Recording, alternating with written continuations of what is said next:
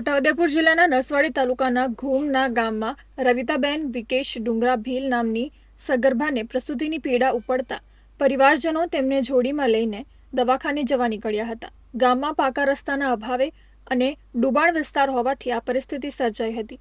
આંગણ છોટી ઉંમર ગામના કાચા રસ્તાને કારણે ખાનગી જીપ ત્યાં ઊભી હતી, જ્યારે 108 એમ્બ્યુલન્સ સાંકડી બારી ગામમાં ઊભી હતી. આખરે લગભગ અડધો કિલોમીટરનું અંતર કાપતા જ સગર્ભાની કાચા રસ્તે પ્રસૂતિ થઈ હતી. પ્રસૂતિ બાદ પતિ વિકેશ સાથે ₹2000નું ભાડું ચૂકવીને ખાનગી જીપ દ્વારા પ્રસૂતાને સાંકડીબારી ગામના પાકા રસ્તા પર ઊભેલી 108 એમ્બ્યુલન્સ સુધી પહોંચાડવામાં આવ્યા હતા. માતા અને બાળકને દુગ્ધા પ્રાથમિક આરોગ્ય કેન્દ્રમાં દાખલ કરવામાં આવ્યા છે, જ્યાં તેમની તબિયત સારી હોવાનું જણાવાયું છે. ઉલ્લેખનીય છે કે વિકસિત ગુજરાતની આ વરવી વાસ્તવિકતા છે કે છેવાડાના માનવી સુધી પ્રાથમિક સુવિધાઓથી વંચિત છે. ત્યારે હવે વહેલી તકે લોકોને સારા રસ્તા સહિતની સુવિધાઓ તંત્ર દ્વારા આપવામાં આવે તેવી માંગ સ્થાનિકોમાં ઉઠવા પામી છે. કાચો રસ્તો છે, પણ ત્યાંથી જોડીમાં ગાડીને લઈ આવ્યા અને રસ્તામાં આ પ્રસૂતાની ડિલિવરી થઈ ગયેલી. પછી ત્યાંથી 3 કિલોમીટર સુધી ઉપા બાજુ ફરીને પ્રાઇવેટ સાધન કરીને 2000 ભાડું આપીને આ લોકોએ ફરીને વાડિયા સુધી 108 સુધી પહોંચાડેલી.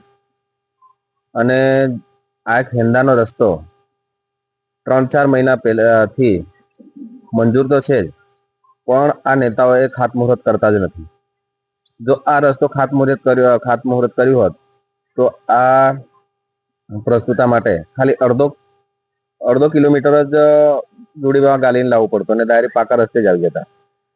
અમે સરકારને આ રસ્તા માટે અવારનવાર ઘણી બધી વાર રજૂઆત કરતા હોય છે અને આવી ઘટનાઓ કેટલી વાર બનતી હોય છે, વારંવાર કહેતા હોય છે, પણ આ નેતાઓ આ રસ્તા માટે ખાતમુહૂર્ત કરતા નથી.